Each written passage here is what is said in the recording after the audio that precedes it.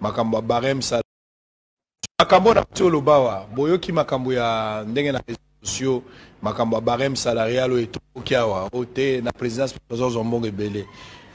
En résumé, un simple personnel d'appoint à la présidence toucherait les salaires d'un directeur de cabinet dans un ministère. Depuis quelques jours circulent sur les réseaux sociaux barème salarial la présidence qui fait couler beaucoup d'encre de salive. Il est voté dans un pays des hommes normaux. Et estiment certains internautes, par exemple, qu'un simple personnel d'appoint à la présidence ait le salaire d'un directeur de cabinet dans un ministère. Imaginez dans un État aussi pauvre comme la République démocratique du Congo, qu'un directeur de cabinet du chef de l'État touche 34 985 288.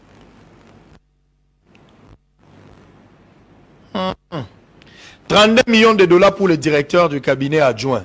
28 millions pour le conseiller spécial, au représentant envoyé spécial. En outre, en quoi ce barème? Si le directeur de communication, l'ambassadeur itinérant, le porte-parole du chef de l'État, toucherait... Nabiso ezali à transformer richesse Nabiso awa na Congo. Na transformation ana ekobota misala ekobota ba richesse. Tolingi lisusu makambo ya ko exploiter ba richesse na biso wa bakie nango bakie ko transformer ngo na bamboka mosusu batindeli biso ba produit fini awa esili makambo wana yango kokomona kolwezi oyo ekokoma lokola na poto bino ba jeune bokozala lisusu na besoin okende poto te bokotikala awa bokosala misala awa. D'ailleurs, papa yande bako uta kuna baya koluka misala wana kolwezi. Yango wana na pesi mama Fifi Longonia ndenge alandi vision na ngai. Vision o ezali ya kosale la peuple. Merci beaucoup. Bon lundi, bonne semaine na bandeko nyonso balingaka biso. Na bao ba ina biso mbote na bino bisika nyonso bozwami biso kombo na biso ma mission TV le miroir du monde o tozala wana pona kopesa bino ba information en temps réel na makambo etali bongo mboka na biso tozongi pour que tolobela likambo toujours ya 324 millions oyo tokosoule bino na yango esengeli to dénoncer parce que c'est grave. Tant totalisaki bato likambo ya détournement na kati ya francophonie ebele bandima kité. Chers amis téléspectateurs de Am TV, soki na bandi na extrait ya vidéo ndeko na biso Israël Mutombo, peut-être bato ebele bako comprendre te. Na lingi na banda na vidéo ya Mutombo parce que lelo na lingi toloba mukie likambo ya président de la République dans sa relation avec sa gouverneure chérie, Fifi Masuka. Fifi Masuka a bien ici Félix Tshisekedi alobi balingi basala Lualaba et comme potote babenga ngo poto bana ya Lualaba bakokende lisu potote parce que bakozala déjà na poto ya bango, n'est-ce pas? Balakisi biso aéroport, balobi aéroport international ya Lualaba, d'ailleurs même président de la République à Lobaki na Seni, alobi gouverneur kutumoko azalaki awa akoka même pas kosala quelque chose pour na bana ya Lualaba, mais maman Fifi Masuka même le jour en question ya kosala dépôt ya candidature accueilli la présidence asali libanga présidentielle. Je ne sais pas ce qui n'a pas retrouvé sous vidéo wana Bokolim Bisanga nata la kaka ceux qui tozali na yango voilà bola. Et je voudrais aussi dire un particulier merci à une dame qui m'impressionne depuis qu'elle m'a invité une fois à passer dans la province qu'elle dirige. Elle m'impressionne parce que je lui avais parlé avec le cœur en lui disant qu'elle devait être au-dessus des querelles politiques, des tensions politiques, elle devait se consacrer à sa mission. Et c'était les résultats qu'elle allait obtenir qui allaient être la meilleure réponse à ses détracteurs. C'est Madame la gouverneure Fifi Masuka à qui je vous demande vraiment de rendre un vibrant hommage ici. J'ai été agréablement surpris d'apprendre qu'elle a aussi répondu promptement à cet appel de la Fondation Denise Nyakeru Tshisekedi en prenant aussi, en faisant sa part dans ce programme Excellencia, et c'est vraiment formidable. Merci Madame la gouverneure. Et j'espère et souhaite que votre exemple soit dupliqué partout dans toutes les provinces de la République. Il y a d'autres gouverneurs ici, je sais qu'ils sont attentifs à ce qui se passe et que leur présence ici n'est pas innocente. Je crois qu'ils sont intéressés par la même chose et je serais heureux d'apprendre que dans les provinces qu'ils dirigent, ils ont aussi suivi votre exemple. Nous en avons besoin, car notre jeunesse doit être encadrée. J'ai toujours dit à cette jeunesse quel était l'avenir de cette République que nous aimons tellement. Imprégnez-vous, chers jeunes, des paroles de notre hymne national et vous allez comprendre que les pères fondateurs de cette République croyaient en vous. Et vous avez le devoir de rendre ce pays toujours plus beau, toujours plus grand. Parce que les... Voilà. Voilà pour dire, M. Félix Tshisekedi. Nangambo na ye azaki pour féliciter Madame Fifi Masuka. A kotali sa maman Fifi Masuka ke azali meilleur gouverneur. Namoni même Ngobila azalaki wana. Monsieur le gouverneur, il y a Congo central pe Boye Bisanga. C'est exposer une dame qui n'a pas de maîtrise de ce qu'elle fait. Déjà, on a dit na koloba bongo. Tant qu'on a exposer cette dame, parce que déjà la dame même yé moko makambo ko sala pour na Félix Tshisekedi yebi na ye ngote. Ayebi même parole na ye en tant que gouverneur ya ville. Denga komi on ezalo kwa video moko na uti kotala ya bosembe na émission buzo na politique alobi ngai place on a komi lelo nzambe kaka. Donc ce n'est même pas ce diplôme. Yango batuna kibino est-ce que ça na méritocratie? Parce que méritocratie et kotina motote aloba ke place on na komi eza nzambe kaka. Pino bato beaucoup misaka oh ya tanga classe ye kutu nenga zawana aza mettre avocat mais alobi ti a komi wana place a komi ayebi na yete. Donc même ces études et pour représenter l'autre côté. Parce que y a beaucoup place wana nenga a komi ayebi yangote. Il a opté même ya kokoma jaleloliste ya Fali. Parce qu'il n'a pas de choix. Makambo il pour les gars pouvoir à Félix Tshisekedi so pour commenter en place aux en à pouvoir au colia au comme mal vu. Pourquoi ça a mal vu te aux à la ka wana yo pour liaka et sengeli o lobela kana yo yangote. Yango moni ebele batali ici neti Jean-Claude a kolobela makambo te. Mubenga makambo a kolobela ngote. Diplôme à Félix Tshisekedi a kolobela te. Et loko ya kolobela zaka Moïse Katumbi seulement bakozala kaka na kasi ya dialelolisme pour na komeka kokosa peuple. Donc ici ko na kati ya dossier. Félix Tshisekedi a accueilli na ngambo ya Lualaba. Alobi na biso ba kei ko inaugurer d'ailleurs même pour visiter soki aéroport ya Lualaba.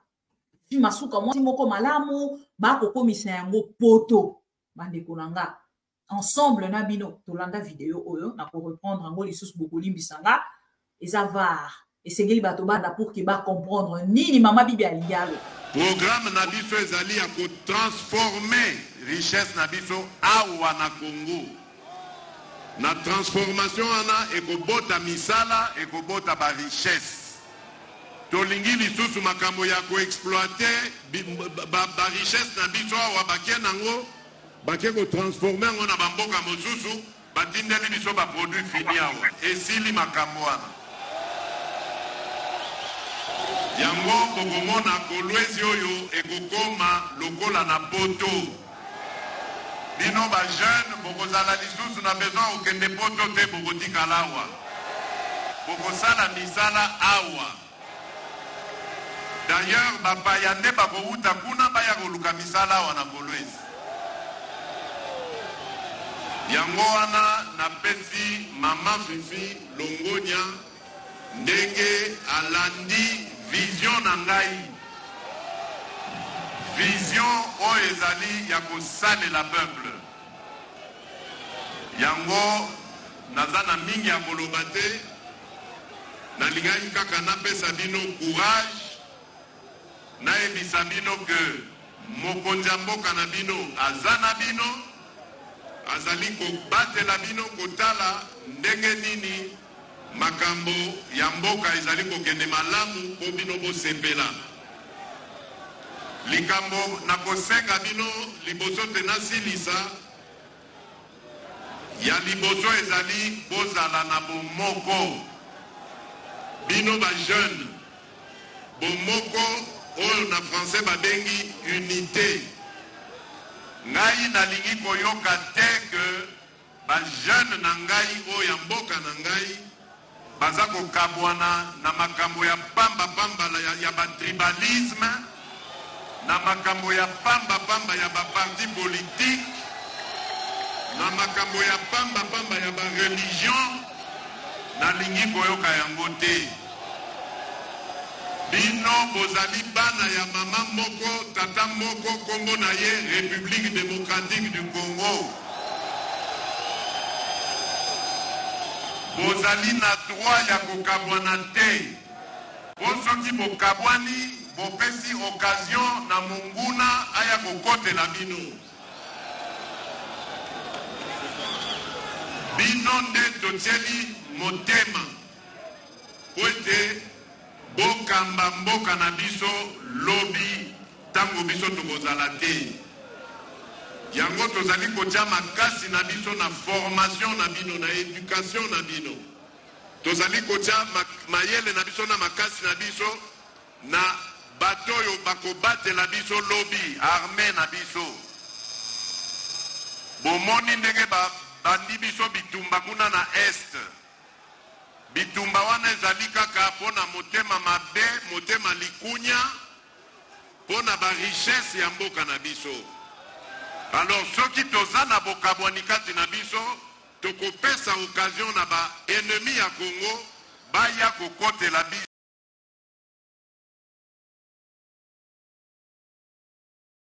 Bolandi, Monsieur le Président de la République, Félix Tshisekedi Antoine, Mukwatombolo Beton, mwana maïbe, Beton. Wana kokumisa. Juste pour l'aéroport, oya kenda kikoko. Tozaka kotala film moko tango to kotanga. Film ya bandeko na biso ya église évangéliste. Bango bazalaki film ceux qui évangélistes, ceux qui nani tout ça et tout bandeko ba Devos, bandeko Hélène, tout ça et tout. Bazara kocha transition moko wana ezaka ko betisa motema soki danger lié ko. Bazara kocha ngo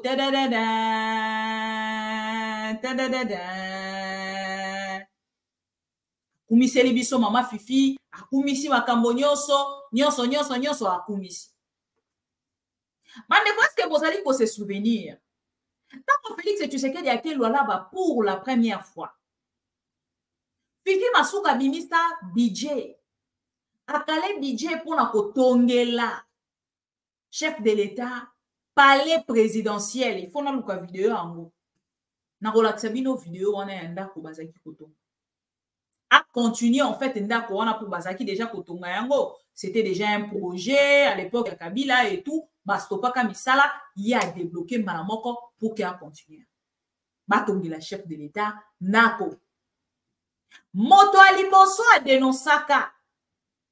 Bato batalisaki, nenge nakati ya pouvoir à Félix Tshisekedi, soko kolia te, et sengeli o dénoncer. Soko bandi kolia, okangi mono. Boyoka. Fifi Masuka. Tika flatterie, maman. Tika flatterie.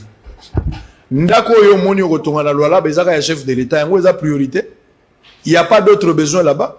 Na la ça va image ya bato ebele baza na loi là bo bazolela. Il y a déjà la loi là ba bazolela ba conditions sous pesa malamute. Il y a beaucoup de choses. Et quand il loi là be kokani na Dubaï, vous avez encore beaucoup de choses à faire.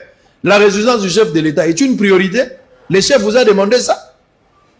Masuka, gouverneur intérimaire du Lolaba, avait doté les chefs de l'État d'une résidence officielle moderne à Kolwezi.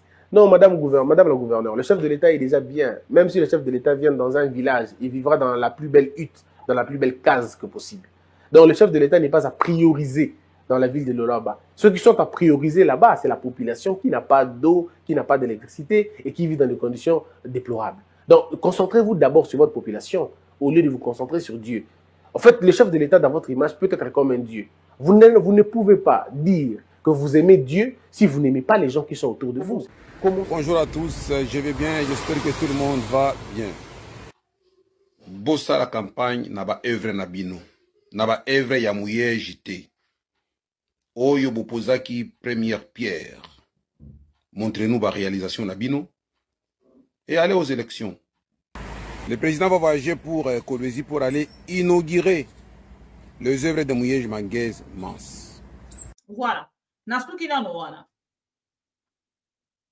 Boyoki, nani a dénoncé Israël Mutombo. Wana no aliete. Babedi matoki na union sacrée. C'est même moi amai. Wana mutu na yo. Mokonzi ambo kese akumisi ebino nyoso bosa nini à la queue lele. Bango nyoso mulongo bakomi kokumisa Fifi Masuka. En tant que matin to la buki. Boyebi bango déjà avion jet privé comment wana pona ko postala ba kwenda vutuka na kati ya province population azali na avion te na motomoni Mutombo a dénoncé te. Bataliste na ngambo na bango aéroport oyo bauti kosala biso makelele bato lekei na mvula e wo nzoka Israël Mutombo l'ancien laboratoire a commandé à EPE ingénieur expert en construction ba dépêché na lombango pour kaya kotalisa biso makambo ekolekana na kati ya Lwalaba. Nathalie, cette image, nalobi, c'est regrettable pour la presse congolaise. Allons plus loin pour le Congolais. Parce que je ne peux pas comprendre une personne qui dénonçait hier. Motoana kosala malamute, lelo azwa totalement place ya motoana boye bisanga soki ezali kanyaka te, ezali nini. Boyokai. Aye, kopesa biso explication en tant qu'ingénieur, hein, laboratoire ingénieur, présentateur de l'émission Bouzoba la politique. Boyoka. J'espère que vous avez mal en place, vous allez. Je me retrouve ici à Kolwezi rapidement pour enquêter par rapport à la situation économique à Aérogare. Mboule betaki makasi lobby mboula moko ya mopepe avec un vent violent na sima nango tomoni ba tweet tomoni quelques vidéos ya batu na musika o baza koloba te Aérogare ezali endommagé et qu'il y a eu un problème batonga ki malamu te. C'est quoi la vraie version de ce qui est arrivé? Après vérification sur place, parce que Bossolo Télévision Tolobaka Mosikate, nous sommes arrivés sur place. Ce que vous devez retenir, l'aérogare n'a jamais été inauguré jusqu'à présent. L'aérogare, baza bossa là-bas, travaux et finissage par rapport à la construction aérogare Ndengezalaki, Makamozana Mwandambu Onon Basalite. Il y a eu seulement des visites. Bah, visite Salamaki, chef de l'État Legaki, d'autres personnes, Baleki, gouverneur Aleki, même Ngaï Mogopé dans les gars qui ont visité. Et ça lui ouvert n'importe quel journaliste ou congolais, où il a visité, ce cas à la prison, vous avez l'information, il peut le faire. Nous avons eu à le faire. Donc, l'aérogare n'a jamais été inauguré. Deuxième précision détail. Mboula Ibek, c'est une catastrophe naturelle où il salami awandenge salamaka parce que pas violent et ça va avant mokoya habituel te ndenge tozala chaque jour mon pépé à modèle wane salamaka mais mon pépé salamaki lobby na Kolwezi selon ba information ezali awa ezali penza mon pépé ya makasi o esali que eme mandambo ya toiture l'aérogare na mobimba ezana ngo touché te biloko nyonso batongi ezali intact loko bebite Mais une partie, il y a toiture, parce que batol o ezali awa, ils ont au moins la distance, il y a 20 mètres. Sur le tali, na molaï nango, ils ont à peu près 20 mètres. Donc il suffit qu'à mon pépé en dame ou kota, ils ont taillé une partie, mon pépé ils ont la facilité à endommager o ezali. Donc, mboula ibeti, catastrophe inattendue, et ko salama, ndenge yango esalami esali que une partie kaka ya toiture ezala endommagée. Alors justement, ma ingénieur ya awa bakoti déjà à pied d'œuvre depuis 9h pour que basala misala so botali bomona ba grilla ça bango bi yangwa. Donc basala misala po ba bongisa, basilisa bazongisa na molongo et moi ndambo likambo yango ebebaki. Totika kopanza sango ya mitema mabe ya ba congolais o tozalaka nango. Je parle de certains congolais mal intentionnés. Soki aza na kati ya likambo wana te, c'est que loko wana kosimba te. Soki aza na kati azokanisa ke présence na inde ko justifier réussite ya eloko. Non, bato basali musala to ba bango fololo aérogare ezali moko ya ba miroir ya Congo efuto za lolendo pona ngo. Toza na motema mabete ka aérogare ebeba poza ne loko gagner na kati te. Au contraire soki bongi c'est le Congo qui gagne. Mais soki bebi ezaka ka yonde muto ko gagner congolais mobimba akozala la passe. Ce n'est pas intéressant. Donc place tozali retenez ceci mes frères et sœurs, au moment où je vous parle nazali kolo ya toiture.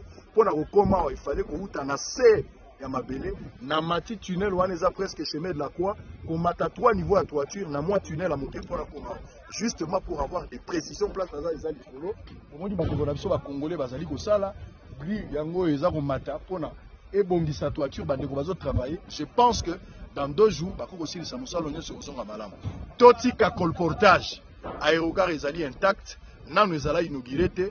Tous en affaire à travaux, basali kosala kalamini te kosila, ou eya kizalaki catastrophe naturelle. Je pense que vous êtes éclairés par rapport à cette situation. Pas de panique. À très bientôt. Au solo télévision. Bande ko blandi ya ma mission TV boyo kinde ko na biso lokuta na politique. A ko continuer lokuta. Ne konanga mama Bibika pinga déjà azana Kinshasa te. Ne ko Yves Buya azana na Luala bate. Ndeko Pero Luara azana Luala bate. Ba Congolais conscient baza partout. Bate ngabo na bango ba moni makambo eleki. Na par na bango basalini. Ba zui photo ba tindeli biso totali sa mokili mobimba. Pe bolobi ke Luala ba balingi Félix Tshisekedi. Bolobi ke Luala ba Félix Tshisekedi akokomisa ngo loko apoto. Ba nekolanga mbongo ebimi. Balongo moyege parce que bango bazala qui n'a besoin ba gérer la chose comme ndenge ba kosala sikoyo na makambo ekolekana bomoni lolenge bazui gestion ya francophonie ba boy ko reporter yango président mosusu soit que de ko organiser yango lobby to lobby kuna parce que bango bazala qui n'a besoin ya ko bot ko nukola na ko pumola misolo na kati ya budget ya francophonie.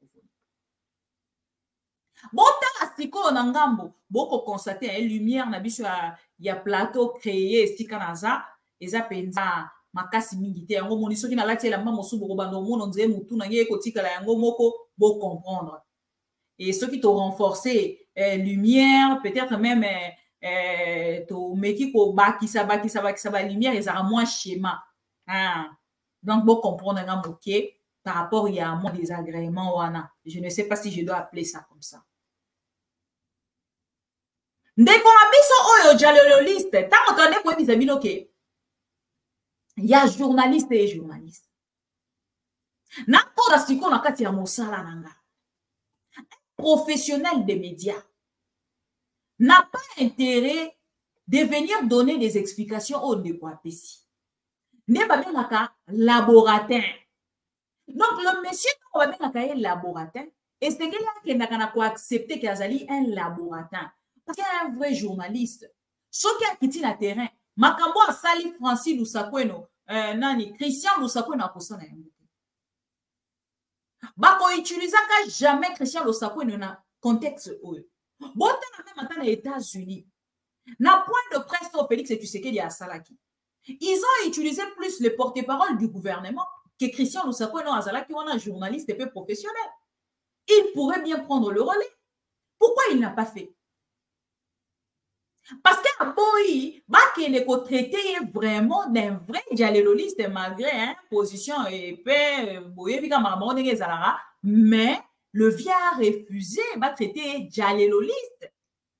Si on déconne biso, Nangambo na bino moko tango boko tala. Bolandi commentaire du début à la fin, vous n'êtes pas des enfants. Ce même monsieur nous a ramené un monsieur Oya Zubiso 100 000 $. Vous vous rappelez? Na orgueil, oh, ce monsieur a ça. Il est allé plus insultant ses confrères de macaque, Résus. Vous avez se rappeler? Nani Oya Fingite. Abenga 100 000 $, mbongwa poche à likolo. On a les 324 000 détournés. Bokoye bisangani. 324 000 pour organiser KKG à francophonie. Yazala qui a la tête. Donc, Ozelaye Toyo Kaye aya ko dénoncer Likambo Oyo ya 324 millions. Eliezer Ntambwelo lenge moko. Bosembe, ainsi de suite, ba journaliste nyonso, bazala ki wana balata ki babage, toko zela bango. RTNC, Patrick Emouya ya boko mona mokolo ya lobby, mokolo ya lelo ou lobby, mardi, okomona bango bakosangana, bakomi kosana nini, o babenga ango su nini, briefing, akosale la biso briefing ya mbango pona koluka kolongole loko ya 324 millions pour lo bake oh non et to bengi monsieur le ministre pour expliquer pour ezo to kananga mbona ba congolais bazu yango na weekend lobby sikoyo pardon lelo lundi ti semaine o mobimba e kozala yango na yango moni biso déjà to kangi position to vandi wana to ko bouger te sengeli to mona clair parce que DJ Patrick Akenara déjà n'a pas détourné. W King, Akenara déjà n'a pas détourné. Et basé sur 324 millions de détournements en détournement. Mbongo wana bakoka ko relancer Miba. Je vais vous montrer une vidéo. Ya Miba nekomoko ko dénoncer akola kisabiso lolenge nini makambo eleki tope ko lekana na Miba. Bokoye bisanga c'est toujours Kagame. Et ça ka motuna na akotuna.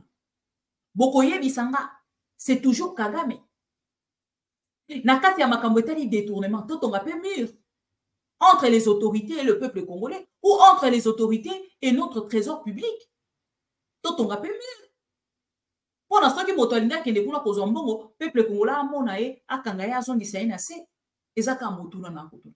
Comment motoloko la journaliste laboratin alors moi depuis Kinshasa, je vous dis déjà que pour votre information, Azala qui déjà kuna sur place. Et natongo ya journée wana akenda ki même pas pour qu'à s'afficher. Natongo ya journée wana balobite urgence ezali s'afficher kaka. Et c'est ce qu'il a fait. Toi intervenir kaka on ne sait jamais. Ndaye ko intervenir. Et il nous explique comme s'il était expert en matière. Déjà, ceux qui ont tali batol, on a vu nous déjà qu'ils allaient à qualité. Et même à mon PPT parce que ils allaient catastrophe naturelle. Ben non. Oui, mais ça va ce que c'est inauguraki. Ce monsieur avec ses bobards pointé aujourd'hui à la portée des Congolais pour la komekaka ko pesa kakaka ko défendre kaka miyibi. L'objet à qui ko dénoncer. On a des vidéos. Tokola Sabino. La même personne a dénoncé hier. Bon, vous allez se rappeler la vidéo. Boyoki makambo ya ndenge na réseaux sociaux, makambo barème salarial et tout kiawa ote na présidence Zombongo Ebele. En résumé, un simple personnel d'appoint à la présidence toucherait les salaires d'un directeur de cabinet dans un ministère. Depuis quelques jours circule sur les réseaux sociaux, barème salarial, la présidence qui fait couler beaucoup d'encre de salive. Il est voté dans un pays des hommes normaux. Et estime certains internautes, par exemple, qu'un simple personnel d'appoint à la présidence ait le salaire d'un directeur de cabinet dans un ministère. Imaginez dans un État aussi pauvre comme la République démocratique du Congo, qu'un directeur de cabinet du chef de l'État touche 34 985 288.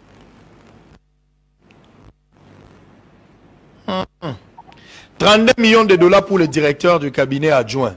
28 millions pour les conseillers spéciaux, aux représentants envoyés spéciaux. En outre, à en croire ces barèmes, si le directeur de communication, l'ambassadeur itinérant, le porte-parole du chef de l'État toucherait chacun 27 400 le secrétaire administratif, le trésorier général, le chargé des relations publiques, par contre, touche 12 700 Pardon. Ce qui est chiffre est solo. Ce qui est solo, chef de l'État, pardon. Pardon. Je me rappelle que Vital Kamerhe na kosamba na pour ça lobby. A bongola kimbongo et fouteli ya ba toi présidence a triplé yango comme kimbala misato. Ce qui est yango pardon bolongola mbongo. Ce qui fonctionnaire ayo ki yango akokufa. Ce qui fonctionnaire ayo ki on atra akokufa pardon bozong sa mbongo wana na se. Mbongo eleki ebele. Voilà. Biso tozaka avar. Toko zongi sakaka makambo bango moko basaki koloba. Et bon de langa esiko lelo. Makambo azaki ko dénoncer lobi. Lelo akoki ko zongi la yango lisusu te. Cour des comptes et koloba lisusu te. Nekola biso oyo alobaka lisusu te. A changé kutu. A convertissé émission na ya mamelo. Oh mamelo. Quand on a connu c'est les aventures. Maintenant, esengeli koyamba kofi. Poya koyebisa biso kazali na nzoto ya bana ya 17 ans. Pour la séduire biso nyonso yo. Na éviter pour la séduire, na éviter que je ne peux pas parler de moi. Papa, excuse-moi.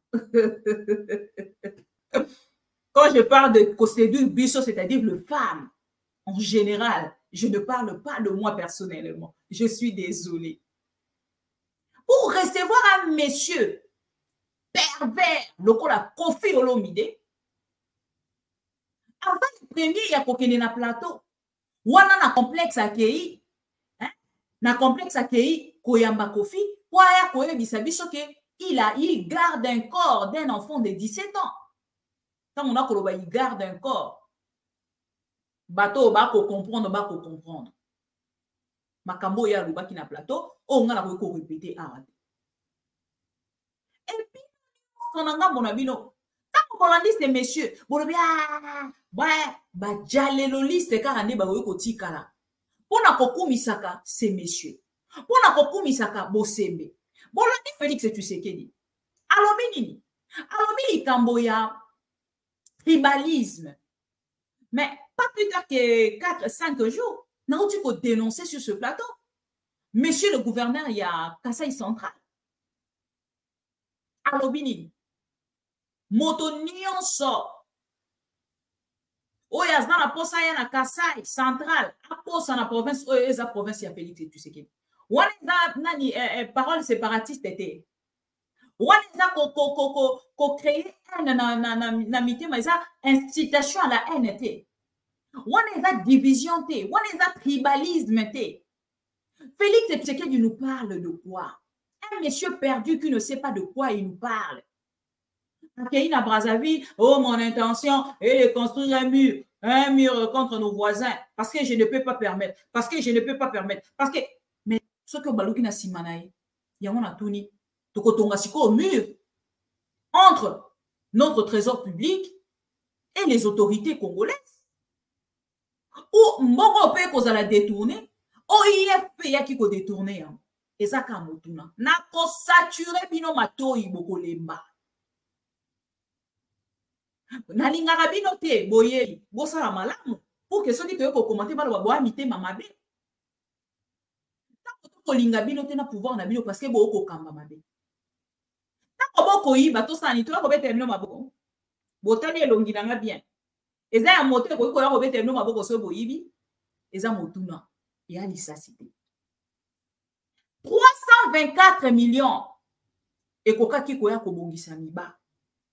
Un jeune a dénoncé, suivez la vidéo.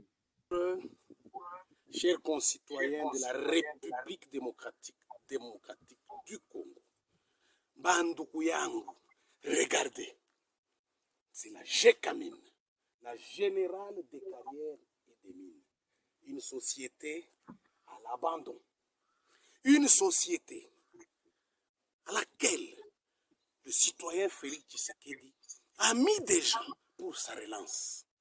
Des gens qui se sont permis, d'après un rapport de l'IGF, de prendre des collations en termes de millions de dollars. Des gens se sont donné le luxe, au lieu de relancer cette Gécamine, au lieu, il y a Kuripa Baba Yeto, ma départ volontaire, ma pension. Mais des gens se sont arrogés le droit de prendre le fruit et l'effort des autres, des travailleurs. Moi, je suis Gécamine. Il y a Félix Tshilombo Tshisekedi. Regardez la Gécamine de la relance, où des individus se permettent de prendre 10 millions de dollars. Ça, c'est moi qui est candidat comme élection présidentielle. Ça, c'est social. C'est un problème très grave que nous subissons en RDC. Vous, nos députés, je prends l'exemple, honorable Kiler Mubambe, mais c'est un cas. Tu es un ancien tu es un syndicaliste de renom. Regardez ce qui vient de se passer. Kaozi bin Malisawa, wenjo na semeaka, bantu, na semeaka vérité. Qu'est-ce que vous attendez? C'est un dossier. Regardez les gens qui sont autour du chef de l'État. Vous qui vous dites soi-disant ceci ou soi-disant cela.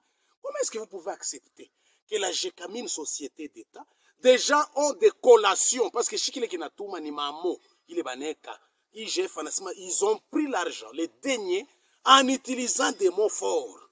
Collation spéciale, dotation spéciale, notamment spécifiée. Donc des voleurs se sont donné un droit de prendre l'argent de la Gécamine, de le manger. Parce qu'il y a fourra.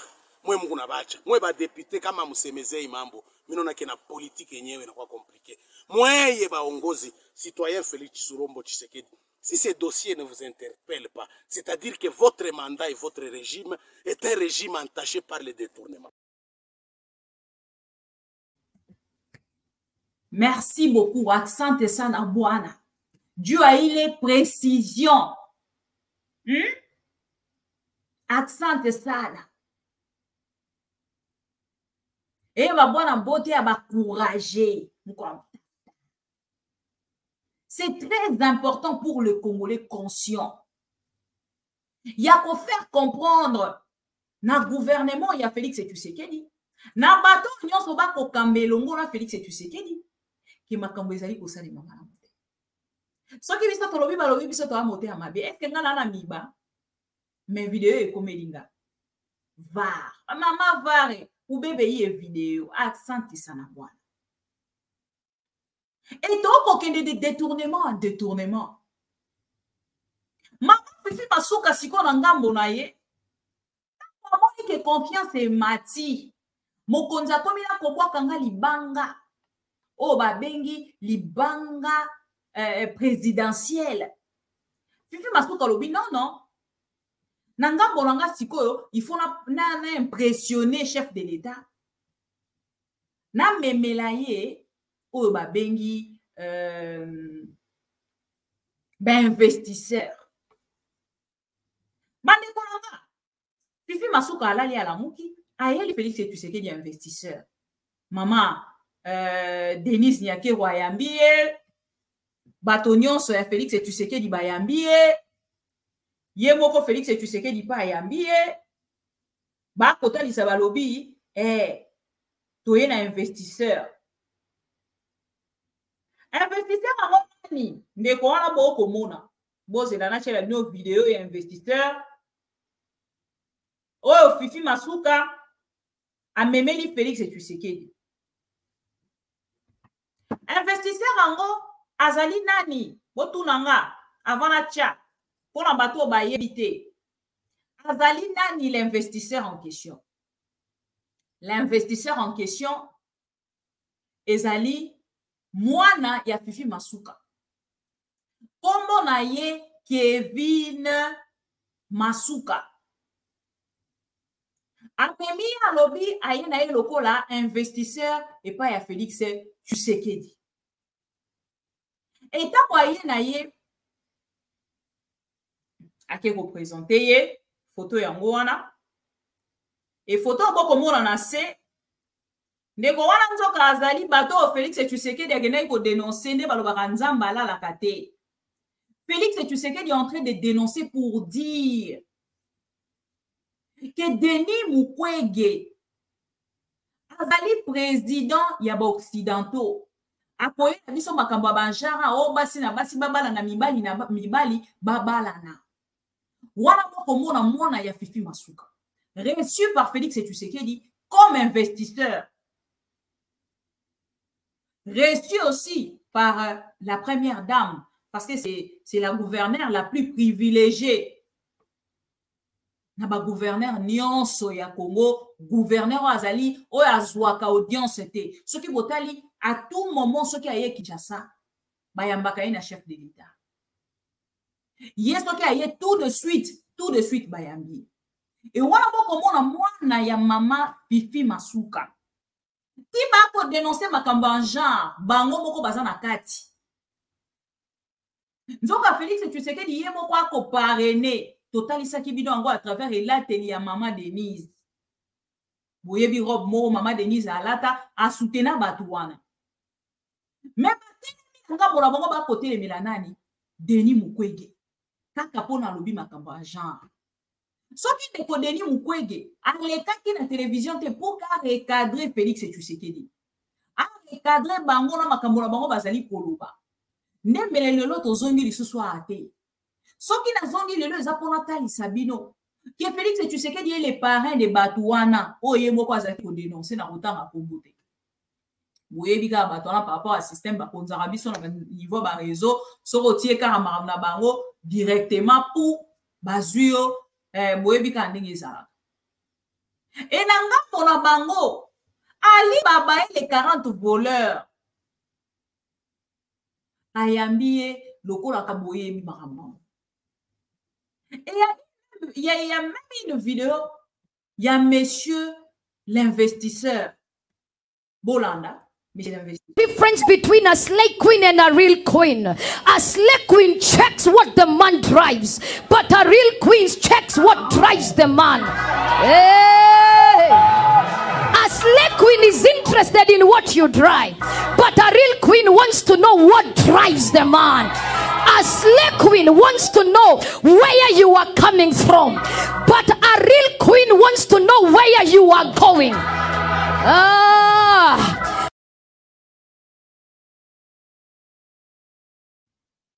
Messieurs l'investisseur, bon, moi dirais bien, ton there is a difference between a slave queen and a real queen. A slave queen checks what the man drives, but a real queen checks what drives the man. Hey! A slave queen is interested in what you drive, but a real queen wants to know what drives the man. A slave queen wants to know where you are coming from, but a real queen wants to know where you are going.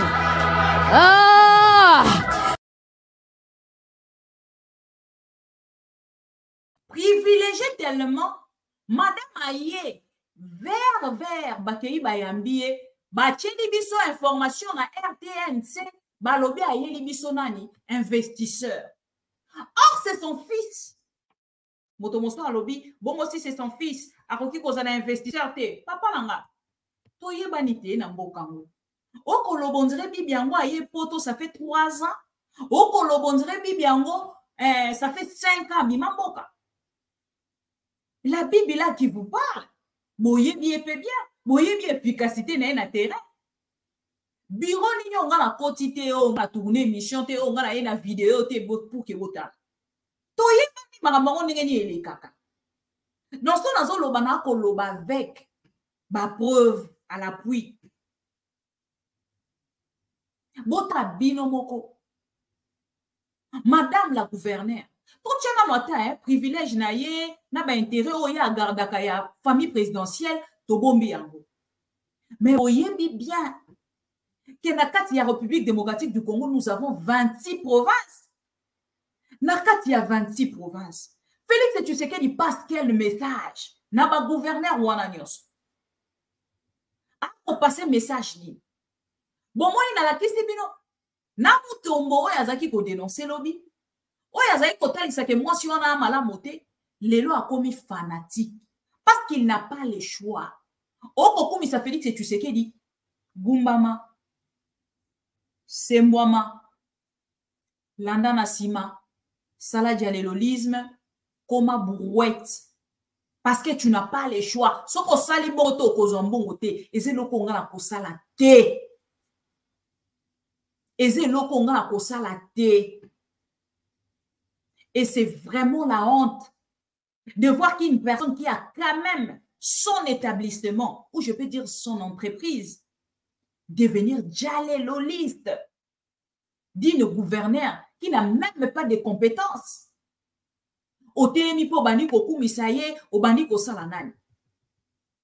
Il faut défendre de la même manière, n'enga défendaka le monsieur au azo qui vit sur $100,000. On a moni azali ko finga monsieur Kabulo tokoko mawana. Na likambo ete ba détournement. Natali simino makambo amiba. Na bi pona makambo détournement na ba vidéo. Ba plan ezali ya moto moko. Nga vanda kaka téléphone eko sonika mama bibizwa oyo mama bibizwa oyo mama bibizwa oyo na ba caméra ndeko pero luwa te mais ko komela nga kaka na kolinga kuna senga ndeko pero luwa de caméra kaka tochi la papa pour mon monsieur 2 caméras tochi la parce que kozonga retard eleki 2 caméras to placer pour na monsieur landaka et surveiller à monsieur parce que na moni ba caméra monsieur Pero Loire est efficace to ya na 2e numéro na biso ya journal lelo to comme na 3e 3e OK 3e numéro na biso on a to kolobela makambo ya ba caméra Pero Loire c'est monsieur est fort pardon to kozonga na ba caméra Pero Loire Tokolobela pe makambo etali bongo francophonie avec des vidéos bande quoi francophonie mais mama bibizela tozo tindelo ba vidéo na biso ya ba descente to uti kosala et bolingi biso to vanda ba ela biso distraction bo banda kolobela chaque jour les wazalendo PCC les wazalendo o tenso bazo bunda pona mboka ba bunda soki réussite salami to e bete bango oh wazalendo ça ne peut pas devenir une information, il y a chaque jour, tous les gens qui ont été on a un échappatoire. Toki makambo information ba détournement na biso, toti karanga na makambo ya wazalendo pour on les a vu facile. Toye to buki moi lokuta e botala kutu eleka ki boye zonga ki boye e botala kutu boye sala ki boye allez balobi au patriote. Moi je suis une pro Congo du sang. So kati makile ko ganga Congo muluba ya makila na mo orgueil wana pe na kati na ngezala mais na manifestera angote trop simple des fois même je passe sans maquillage ko biso misuso ba beauté ba pesa biso na mi bete lango ata tolo ata balobi eza vanité problème ezate mais avant ba to ba lobela nga moko na lobela eza vanité mais soki na tie maquillage te boluba eza vanité mais soki na tie kabelo te boluba eza vanité mais soki na tikali longi mafuta bokoloba c'est mieux na loba avant bino boluba ba beauté mususu nzamba pesa biso soki tolobi to banda ko mami kaka maquillage make-up kabelo kaka mais ba mama misusu nanda ko ba respirer te ba ko maka yebi biona la kisarani soka ningaleka ami a exagérer ka boy pona ni na ndenga mabete ba mama na pesi bino mbote. C'était pour rire, hein? Ne prenez pas ça au sérieux. Alors, potali bino moko na makambo etali ba détournement. Merci beaucoup Merlin vous. Merlin vous voyez côté de la biso dénonciation moko à sala. Pendant que makambo ba francophonie wana. Boyoka commence à monter de faux projets afin d'organiser plusieurs frappes économiques, entre autres des comptes pétroliers, 15 millions rétro-commissions, 100 jours frappe, RAM, frappe, Poisson Namibie, frappe, Tilengelou, frappe, Kinshasa 0 tout, frappe, Covid-19, frappe, contrat chinois, frappe. Comme si cela ne suffisait pas, ils sont allés jusqu'à frapper les réserves d'échange à 2 reprises, au début de son mandat, avec les 1,5 milliards laissés par son prédécesseur, Joseph Kabila, et 7 milliards fantômes créés par-ci, par-là, par ses collaborateurs. Parlons-en de façon laconique. 1. La réserve d'échange assure les importations en cas de crise majeure. comme c'est le cas actuellement. Puisque nous avons plus de 5 milliards qu'attend Félix Tshisekedi et son équipe pour assurer les importations. Des hypothèses se dégagent. Quant à ces, soit cette réserve d'échange est frappée, donc volée, ou encore c'est un mari de nuit qu'on ne voit pas. Soit c'était un mensonge d'État monté de toutes pièces. 2. Elle, donc réserve d'échange, elle assure la stabilité monétaire. Question, est-ce que notre monnaie est-elle stable? À chacun de nous de répondre à sa manière. 3. Afin, la réserve d'échange assure la stabilité du marché. Est-ce notre marché est-il stable? Du budget de l'État, exercice 2023. Un budget estimé à 16 milliards de dollars sans production nationale. Nous sommes au mois de juin. Le gouvernement a mobilisé 3,2 milliards de dollars américains pour atteindre 16 milliards de dollars américains fin décembre. On devrait avoir mobilisé 6,5 milliards fin mai et 7,8 milliards fin juin. On serait en grande difficulté fin juin. Il faut s'attendre à un gap de 4 milliards au moins à la fin de l'exercice. Vu cette réalité, les chefs du cartel décident quand même d'utiliser 5 millions de dollars américains pour nous ramener que 1 million.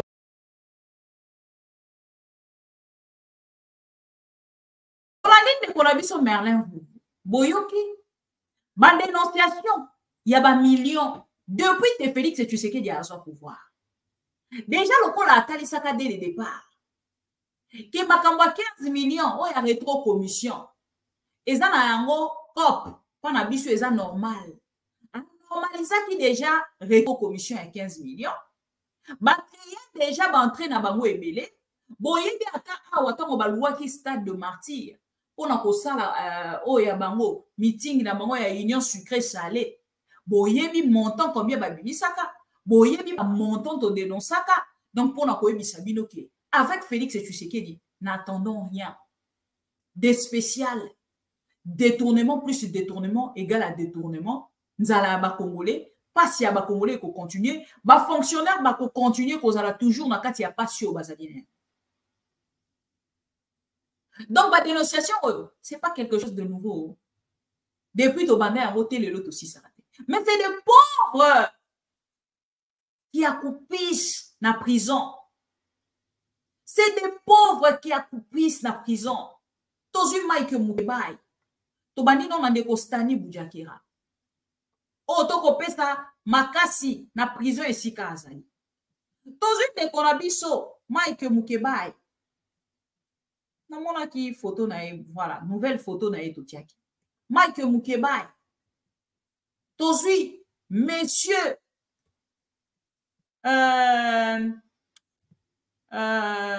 Jean-Marc Kabound. Bako pola na prison. Bazana moto ako sauver bangote. Pourquoi? Parce que bango ba soutenaka miyibité. Parce que bango ba dénoncer qui rappelez-vous. Monsieur Jean-Marc Kabound alobaki na biso likambo ba détournement alobi même que mbongo eko quitter la République démocratique du Congo. Chaque jour l'argent quitte le pays pour le pays étranger.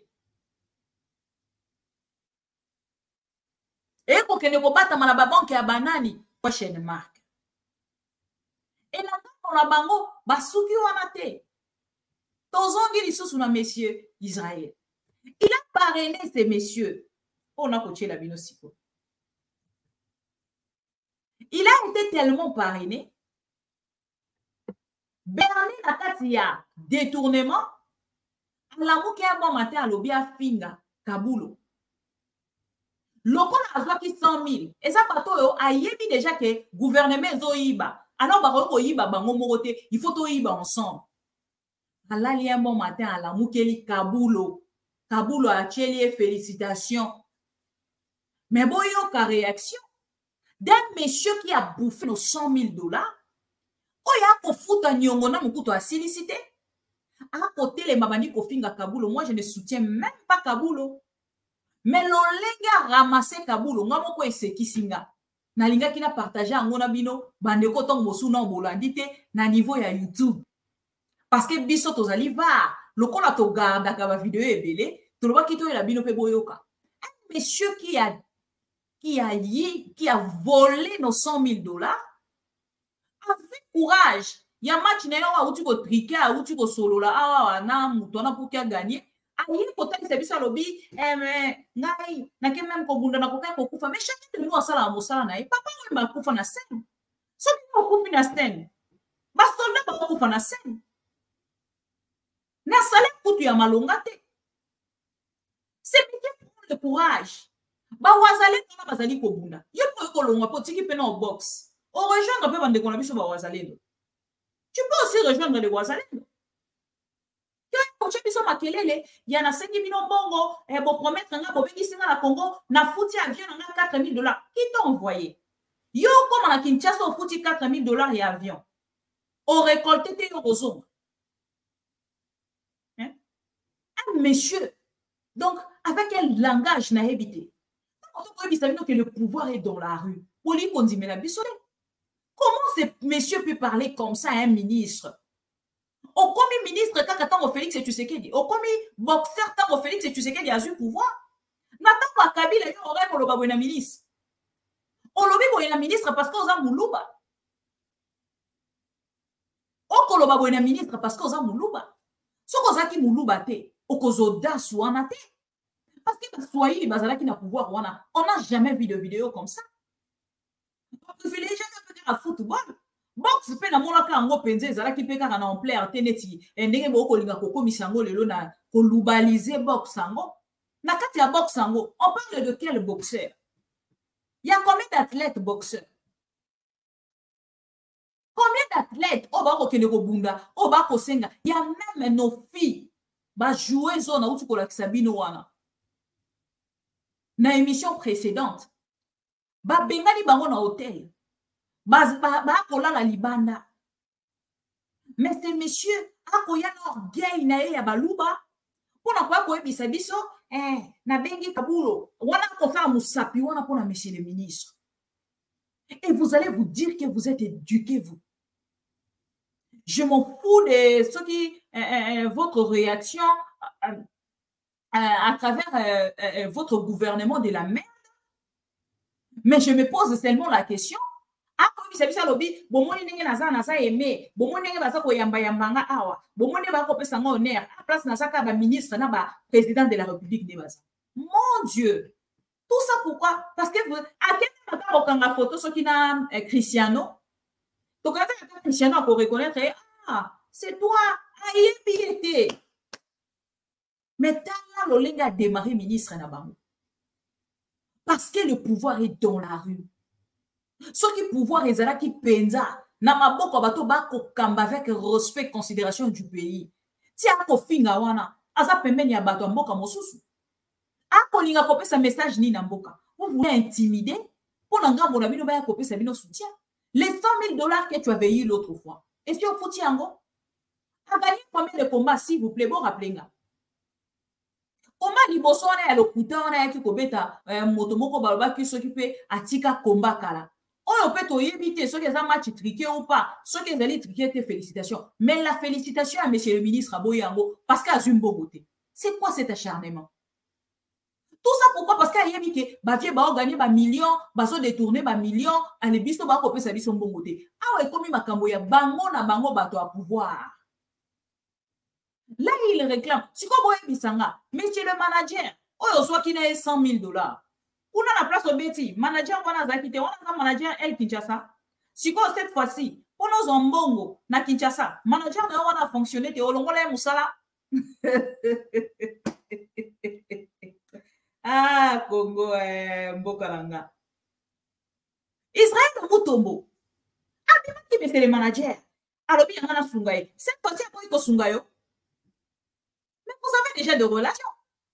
Quand vous avez acharnement pour la match, ce qui est combat, on constate déjà que même ton frère Junior a été que messieurs, si vous êtes congolais, ceux qui va boire pour sungayo, bunda na dengue mais ceux qui buni na dengue on est raison na mboka ceux qui boire ça boxer mon côté Il y a un monsieur là, un boxeur, là, une blanche là, à l'écart na TikTok.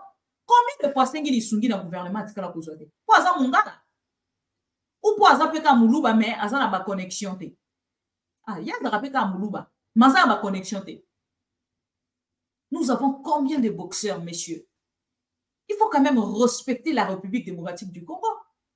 Tu dois du respect au pays quand même. Là, je ne vous parle pas pour Félix ou son gouvernement, mais je vous parle pour mon pays. Vous devez du respect quand même dans le pays Nabiso. Ceux qui ont dit que vous respectez Mbokate, nous ne pouvons pas venir commenter dans la faveur na yo. Tokoya ko commenter na faveur na yo te. Tout ça désolé.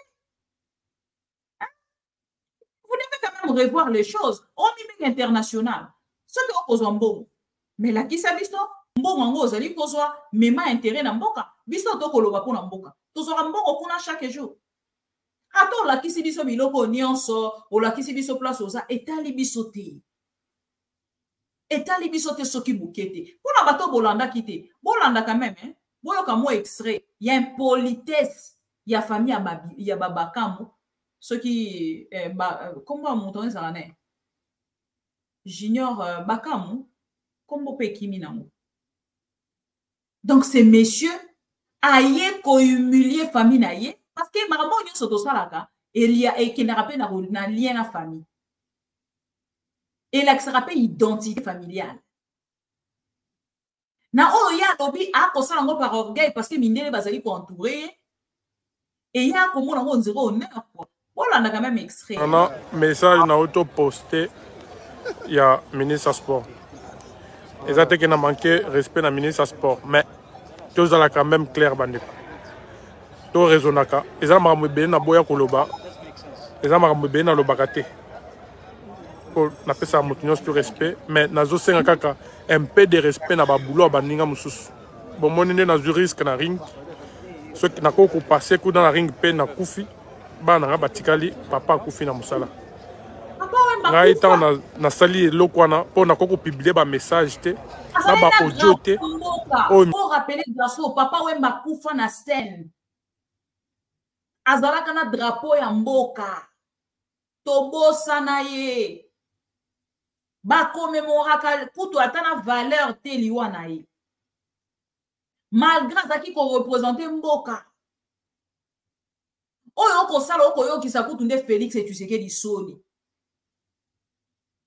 so que za cop na yo oko lukozo susu 100 000 po zo ki wana kuna na facilité na maboko bank o ba koloba ono ba enseigner ba ko futa bango na maboko bank te mais yo zo maboko bank okenda boka bola na mona mai na yo tout ça et tout mikolo ana cop na lwalaba respecter les Congolais tozana bande kona biso ba kola la libanda ba déplacer des guerres bazangi bababash yo kutu place on ozana mboka no ozo ko mema babash yo ko sala don na République démocratique du Congo o vanda kananda ko ofele makambo nyonso yo ofele na mboko vandi soki na part na yo te na part à mwasi na na part ya bana na bino bazalaka na ba prime bazwaka. Vous avez déjà presque tout. Votre frère a beaucoup d'argent. Yo moko lobi ye mutasungaka yo. Donc si vous n'avez plus besoin, ya kopesa depo banda ko bunda wana, obanda ko bunda pona Congo te. Ka ya Félix et Tshisekedi na komi président. Ndo komi ko bunda pona Congo. Wana ezaka question na tuni. Na ngana tuna ngona chiluba mena boy na lubaliser émission. Boy kae ministre sport na minute na ko komela nani soki ministre sport na ko komela nani botala bino moko bien na okomona kaka page mobimbe ya ministre sport ezaka makambo ya football boko tika kuna bokomona ta box te basket te mbamususu te bozala quand même to ba to raisonner botika loyenge bosala makambo na resi réseaux sociaux ezokende mokini mobimbe ezomona na me bozolo mamususu loyenge eza mamususu na boy koloba na bombaki na boy koloba excellence nazo respecter abengi singana ya Congo kaka ndenge moko na histoire salamaki na ministre azalaki sortant na ye Congo okomo benga excellence abengi so yo Congo azo yamba te mais obengi singa to solo la mamba komba na komo benga ozo yamba te appel aux répondre ngate pour na boyo poster na ba audio tout pour na respect maintenant makasi pour na ça sali vraiment bien na journalisme sali ma munyo surtout biso nyos tozali na espoir que tango ce excellence Kabula commis na ministère sport tous les sports quand même va se retrouver mais na trouvé que non box les autres se retrouver car toujours kate na yebi que histoire est belle ata makambo nyos tezo le kanana subir makambo ba 100 000 tout na zo encaisser tout boyebi makambo ndenge bandaki te eza politique naza ambassadeur na kokoloba makambo nyonso tout sur internet eloko nasali wana excellence ye moko place aza ero ya yebi ke eloko nasali naza na raison po aza na telefone na ye abengisi nga na Congo après nakomi Congo nafuti billet na nga nafuti hotel ayambi nga te kaka même histoire donc excellence wana son téléphone esengeli ezalaka a charger mpona koyamba un numéro d'un louba boxer parce que alongwe na mboka azalaki à comité na République démocratique du Congo, vous êtes dans l'obligation ya koyamba. Et vous souffrir hein dans le ministère. Boko yoka. Vous souffrir dans le ministère jusqu'à ce point. Voilà. C'est répété. Bolinga les sous na ça la vidéo. Non, quand même dans la famille, na ko foute bien ngate. Et puis billet me coûte combien? $4,500. Na ya ti Congo, na foutu hôtel, potokuta na excellence, a bengi singa à tokutanité quand même tous à la quand même bateau dans un manque à respecter et ça que non on a bando s'attendre que à quoi féliciter ngai après mamnyo tu les cani ozo ya mangate o bengi singa Congo na chine na zongi tokutanité boye bisanga tabino na lelo na raté combat il fallait qu'ils aient la combat dans un titre mondial mais nandimi ko kende boy tala un peu tous à la quand même sérieux bisika na bandi bino nyonso bozala kite ebele boyo koyebelanga na combat toni yoka bomoni passe na monite na moni passe da bundani tout on ndeko nanga so junior te lelo nazate lelo o benat bono bo mususo bazala tana courage te yake akoko loba devant ngai boite a se permettre pe à côté ma devant téléphone a comme n'importe quoi o azo maîtriser le côté ce qu'on zo maîtriser le côté ko loba te tout ça quand même batu tout ça batu ko na liboma te na liboma te ke na bima boye hey I'm live I'm on phone sorry I'm live yeah sorry na liboma te ke na bima ka boye na sala mambo bo mona net ke ezoke ne compte belo bi ke na komba bo sute bo lubaki ke na kopola ba mususu ba soutenir ki ngate to za la batuko to za la batu to respecter misala baninga excellence bisikaza ayebi ke lo na sali et outil na motema na sepelité il fallait pas ça la bon non Congo il fallait pas tout ngai naza hypocrite Congo il fallait pas cause la hypocrite binonde batu binonde bozolinga ke ba konzi ba sala kande bazo sala boy il fallait lo mususu bo sepe na ngote bolakisi ke bo sepelité bo soutenir pour que ceux qui bolakisi ke bo sepeli na eloko na te akosala bolamu lobi soki bino bozo mona sali bien te bozo encourager bozo le bater pour aza mokonzi bolo belaete mais akobongisa comment fallait koyebisa ye ba erreur na ye pour abongisa eloko na sali ezake et wutina na motema na botana na ta avant combat message moko te ata appel moko te dans un cas de préparation combat na nga esala mi publicité par toi ata appel moko te ata bino moko nde bozana bo fan yana ezana bato ba solliciter ngai ba féliciter ngai avant coup de combat ba encourager avant combat mais à ma grande surprise dans l'excellence azoya ko féliciter ngai après combat ata message d'encouragement te mais aza numéro nanga ata appel te pona ko lobata ke non naza musika oza musika courage kendo bunda osa honneur mboka non et puis du coup kamba moko boy après ko gagner des félicitations non bando za na pour non ngai kaka nzambe so alobi ke na pour bino bosakani kaka nzambo nazo tatula pena nazo évangéliser mokili mobimba na ba show ya boy akotika nga non ata bino botiki nga mais nzamba akotika nga te on a profité pour féliciter le président de la République en tout cas pour l'encourage et puis tout un message et pas battre l'équipe merci son excellence tu comprends que l'entourage est un peu mobile d'ici l'appel l'élection est à Kalaté non il fallait m'en changer en tout cas vous excusez na auto qui est na combat ceux qui na lobby mabé mais ils ont vraiment message à mécontentement voilà Bolandi Bolandi, bota un niveau mboke ko kambama. Là, il insulte parce qu'il a des gens. Il y a Félix Tshisekedi, on n'a pas maman ba ko ebisa ke biso to ko misa message pas chef de l'état. D'ailleurs même nengo zana na kata direct na yo ko kumisa ka chef de l'état, tumba bango me kumisa chef de l'état. C'est ce qui se passe avec le gouvernement de Félix. Mutu pasi pardon, andekonga. Mutu pasi. Non kokate, hein, non kokate s'il vous plaît. Non ko commenter minité ma maman mbalo, na commenter moi un peu plus tard. Ça chauffe tellement la tête que au voit ni moko mi tout na penzo lobi mboka na biso yango boka moi te solo na comme le quoi boké tu vois peuple moko je ne sais pas, franchement je ne sais pas. Réclamer malgré votre amour, réclamer son droit ne veut pas dire que vous n'aimez pas celui qui est au pouvoir. Au contraire, vous l'aidez parce qu'il ne va plus dormir, il va être plus attentif. Vous allez le réveiller. Quand il apprend que là où on a voté le plus pour moi, les gens réclament ceci, mais il va se réveiller. Le sommeil politique produit des monstres. Le sommeil de la raison produit des monstres. Mais le sommeil aussi en politique produit des monstres. Enlevons la pierre et Dieu fera le miracle. Nous envions des pays comme la France. Il y a eu des révolutions là-bas, non? Les gens ont réclamé leurs droits et les choses ont changé. Ah, nous prions, Dieu va faire. Non, Jésus dit enlevez la pierre. Et puis après, déniez-le et laissez-le aller. Nous devons faire notre part. Au plan individuel, tout comme au plan national, nous devons faire notre part. Voilà. Nachela kibinoye pour que na silisa na ba homme de Dieu et calmenga ata ba ténère. Et qui tisanga moi ténère hein pour niveau na mati so na bina matali susu koleka wana na koleka na bokechu et ozalelo wa malamu penza te na lingi bino mingi bande konanga bino pe bolinganga mingi bo mande soutenir nga biso ko to réclamer na gouvernement te nga na yaka ko réclamer pas na bino parce que soutien na bino eza plus que ya gouvernement. Botala combien de personnes au bas koleka na bande passante. So batiki nga lelo, qu'est-ce que je vais devenir? Biso ba femme seule avec Jésus. Torosuka happy. Sans votre soutien, nous sommes nuls. Après Jésus, c'est vous, les pro-Congo. Après les dieux protecteurs, c'est vous, les pro-Congo.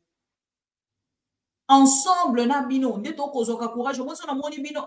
Combien de pro-Congo va côté sous na kati ba badge? Combien de pro-Congo va souscrire? Te. Na rokokoti ka musalodi. Na mustike dikanaza. Je pense à mon pays. Na kokepe kokoma na na vandi pe na TikTok na kompe ko bina loko abato nyonso. Parce que na tala ko bina. Na laksango ndete. Na tala bele ne boko monanga. Na batala bele. Ko bisa bande konanga.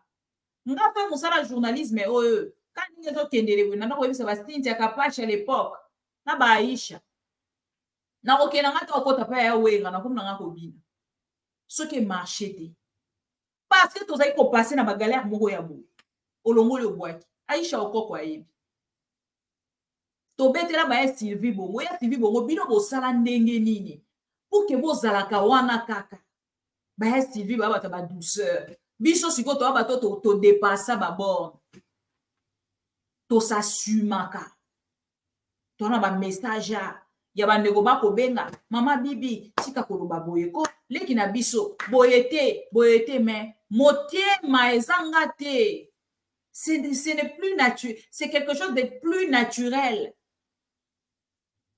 c'est très automatique, ça ne vient pas de moi et ça la volonté nanga bote et no uta na kati nanga c'est plus fort que moi et pour dépasser ma force yango boko mona na vandi na koza la penza na maîtrise à makambo na ko ya ko ebisemi soki likambo boyo mo akena na vidéo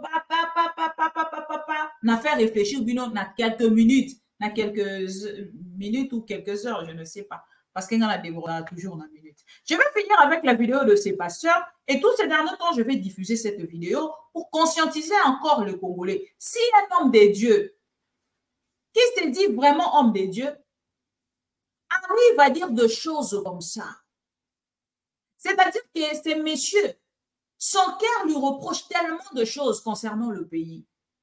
Mais en tant qu'un homme de Dieu, il est dit avec beaucoup de réserve. Parce qu'il sait que s'il part plus loin que ça, demain après demain, bakoya kokangi église naïe. C'est Mia Lobango avec beaucoup de réserve. Suivez cette vidéo. Je dis au gouvernement congolais, vous qui êtes les gouvernants, ce pays ne sera pas en paix aussi longtemps que vous exploitez les travailleurs, les fonctionnaires de l'État exploités. Un politicien touche 20 000. Les gardes du corps qui dorment dehors pour le protéger, on le paie 80 000 francs. Est-ce que nous sommes des humains? L'enseignant qui t'a formé à l'université, vous le payez à peine 800 $. Mais vous payez 40 000, 60 000. Est-ce que nous sommes des humains? Comment est-ce que nous allons parler de la démocratie et du développement aussi longtemps qu'il y a cet écart-là? Les uns sont là-bas, vous êtes dans la boue ici. Comment est-ce qu'on peut parler de ça? C'est pourquoi le poison ne va pas finir. Vous allez mourir les uns après les autres. Ça ne va pas finir. Aussi longtemps qu'il n'y aura pas équité, aussi longtemps que nous ne rendrons pas la politique obsolète dans ce pays, que la politique devienne un service comme l'enseignement, comme la magistrature, que chacun entre pour aller servir et non pas pour aller s'enrichir. Aussi longtemps que nous n'arriverons pas là-bas, nous n'allons pas changer ce pays. Tout le monde sait que le moyen le plus facile de s'enrichir, c'est devenir qui? Politicien. Et combien se préparent ici pour devenir politicien? Allez-y, allez-y, je vous encourage, mais allez pour servir et non pas pour se servir. Bien-aimé, Dieu jugera le mauvais riche, ceux qui font souffrir les autres, ceux qui mettent les autres mal à l'aise, ceux qui détournent les deniers publics. Vous détournez les médicaments pour un hôpital. Les enfants meurent de la malaria pendant que vous avez vendu ça ici quelque part. Et vous trouvez que vous êtes normal. On vous appelle Gabriel, on vous appelle Jean-Marie, on vous appelle quelqu'un et vous vous dites que vous êtes membre d'une église. Ça doit continuer comme ça? Non. Dieu jugera tous ces mauvais riches. Alors, si je parle de mauvais riches, y a-t-il de bons riches? Oui. Y a-t-il de bons riches? Oui. Les bons riches, ce sont ceux qui savent que Dieu les a bénis et ils sont devenus riches. Et avec cette richesse, ils servent Dieu, ils servent leur famille, ils servent les autres. Donc, pour eux, l'argent, c'est un outil qu'ils ont au service de Dieu, au service des autres, au service de l'humanité. Il y a beaucoup dans la Bible. Je vous présente Noé, pour qui vous devez dire merci aujourd'hui. Noé, c'était un homme riche, un entrepreneur qui travaille et à qui Dieu donne la responsabilité de construire une arche. Ce n'était pas une maison, une arche qui avait une centaine de mètres en 3 niveaux. Il construit ça avec son argent propre. Il n'a pas fait la rambée. Tout seul. J'attends, vous les riches de cette église et de cette ville, quel jour vous allez vous réveiller et commencer à dire « Je mets 1 million pour l'œuvre du Seigneur. Je mets 1 million pour aider les veuves et les orphelins. » J'attends. Parce que nos... Et la culture du mensonge est en train de gagner du terrain. On ment comme on respire au Congo. On ment pour couvrir ses propres inerties. On ment pour couvrir son incompétence et parfois pour justifier son irresponsabilité. Tango bokoyoka nzembo yo bokoluka bokanganga mutu nayembaki yango oh. Mekoluka barebele bazokata batumi toujours et nuit bozokoka te. Gouvernement de merde, très nul. C'est moi, Moïse Nzanzu Makasi. Peuple congolais, soyons unis. Ennemi aza na porte na biso, encore azali na mawate. Soki tomi bateli te o, gouvernement kosunga biso te o. Bazoki pe mawana biso te o. tokoma na Beni Adef Nalu bazoboma bato neti basoso. Eske gouvernement bozangi force ya kobundisa bango? Tokoma na Bunia bakodeko bazokatakata ba toujours et nuit. Eske général Eluboyo zomona to zomona te oh. La pays Congo, pas de président, pas de gouvernement. Ce sont des voyous, ce sont des imbéciles. Balingi kakalo kumutango population zombo mamana misona bango. Quelle sorte de gouvernement? Peuple congolais, disons la vérité. Ongande général Kostandima, ongande major Kabila. Na kuzanga soni bozo tourne na bakartie basoda batonde libino nzoto mobimba. Mais peuple bazo kufa, population bazo kufa jour et nuit. Bozo zanga kosunga bango, orke bango nde bale isaka bino. Mbongo na biso nde futaka bino. Mais bozo kipeni sote o, tozo kufa neti basoso. Bozo mi benga les gardes civils. Nous sommes des gens fatigués. Quelle sorte de gouvernement qui se quede? Voilà, yosa présidente, yosa parti vide. La pays Congo, pas de président, pas de gouvernement. Ce sont des voyous, ce sont des imbéciles. Balingi kakalo kumutango population zombo mamana misona bango. Quelle sorte de gouvernement? Peuple congolais, disons la vérité. Au moins ata olomobutu tunajua lulikuwaka dictateur mais tulikuwaka na amani oh. Uliko hichi chi president chivoyu chinavala maveste kila siku china voyage kuomba bamisaada or que Congo c'était pays riche tuko na kufa sawa manyama. Eske munakosa nguvu ya kumaliza marebelio ama muko na nyie mkopo? La pays Congo, pas de président, pas de gouvernement. Ce sont des voyous, ce sont des imbéciles. Balingi kakalo kumutango population zombo mamana misona bango. Quelle sorte de gouvernement? Peuple congolais, disons la vérité. Petit frère propre, éloge Mobangé. Bazolo ba tous les jours que nous avons la démocratie.